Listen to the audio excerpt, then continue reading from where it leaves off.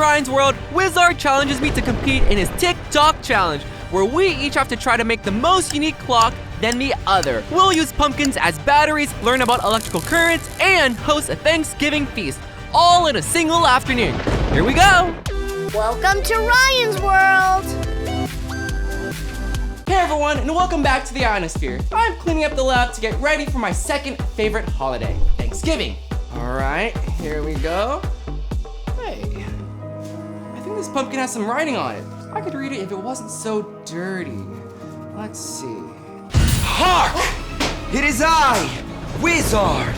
You scared me, oh my gosh. Don't you remember me, Doc?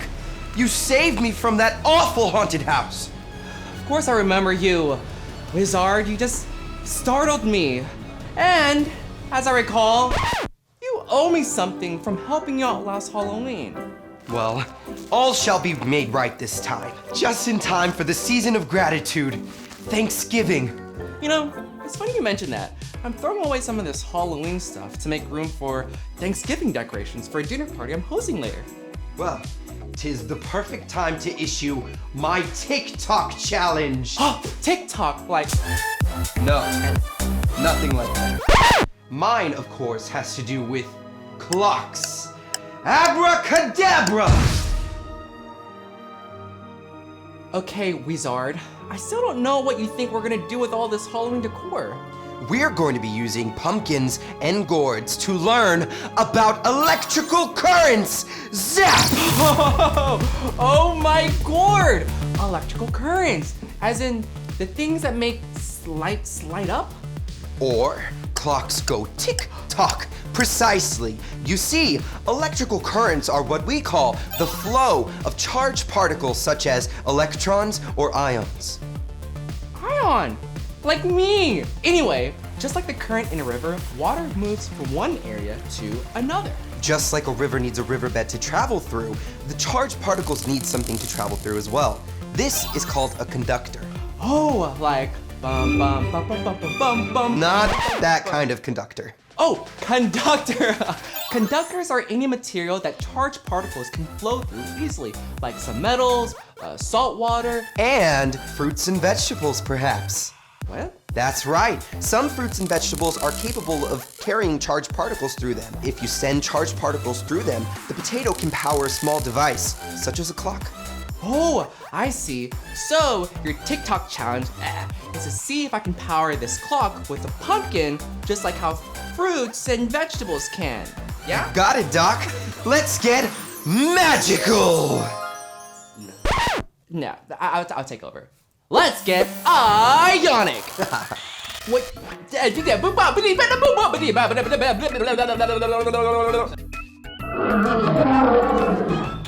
Alright, for this experiment, please have an adult around because we are going to be using a sharp tool. So for this experiment, we'll need 2 vegetables, a pumpkin carving tool, a clock connected to 2 different strips, a copper strip and a zinc strip. We'll also need another zinc strip and copper strip attached to a wire.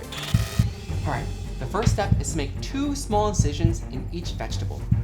Alright, Wizard? Careful. Careful. Stop, you're making me nervous, Wizard! You can do this.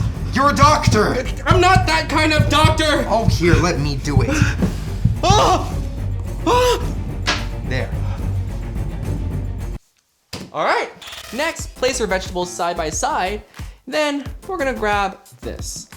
First, insert our copper rod into one vegetable.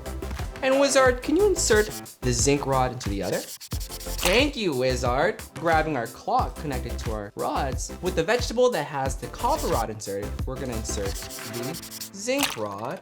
And Wizard, can you insert the copper rod into the other? Look, our clock is working. Yes. The gourds allow for the flow of charged particles, resulting in electricity. Well, color me impressed. I guess this TikTok challenge has been a success, huh? That wasn't my challenge. The actual challenge is to see which one of us can find the most interesting thing to power this clock. Let's go. Let's try this banana and this pumpkin. Whoa, it worked! All right, let's test this orange. Looks like a good conductor. Okay, let's test the strawberry. Ah, it worked! Let's test this onion. Yes. Okay, let's test something that is not a food, like glass. Ah, it didn't work. We have an energy drink here. It works. Next, let's try the soda. Ah, it didn't work. Next up's a tomato. Conductive. Okay, maybe that soda had too much sugar, so let's try this soda. Ah, it worked! Testing salt. All right, let's test it with this water. Oh, and it works! Wow, Wizard, I've gotta say, I didn't trust you at first, but you know, this was actually fun. And who knew so many things could be used to power clocks? Most of the gourds I tried worked. I even found some tomatoes, onions, and oranges in the office fridge that functioned as batteries as well. Hey, that was gonna be my lunch. Anyway, a lot of the materials I tried didn't work, like this glass pumpkin and this very sugary soda, meaning no charged particles were flowing through them, meaning no powered clock. All right, I think it's time to show off who has the best conductor. For me, I say it's this soda that I have. And for me, behold my power! I'm powering the clock. Your magic isn't powering the clock, it's actually yourself. You're the conductor. So I guess it's a tie. All right, Wizard, let's clear off the table for dinner with the VTubers.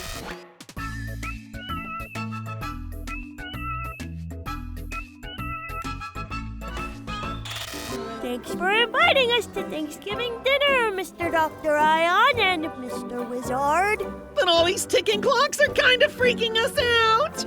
I'm powering these clocks with these amazing gourds. Which reminds me, which of the following is not a good conductor? Is it A, metal, B, people, C, glass, or D, salt water? Oh, pick me! All right, Wizard. It's C, because glass is an insulator and doesn't allow electricity to flow through it very easily. Wow, Mr. Wizard, that is correct. All right, would you look at the time? I think it's time to eat dinner. Alrighty, well, thank you so much for watching, and we'll see you next time. Happy Bye. Thanksgiving! And just like a river needs a riverbed. Sorry. What does it need? What does it need? I don't know. Needs a SpongeBob. Careful, SpongeBob. Careful. You're making me Careful, more SpongeBob. Power sources Hey, as well. that was gonna be my lunch. You silly goose.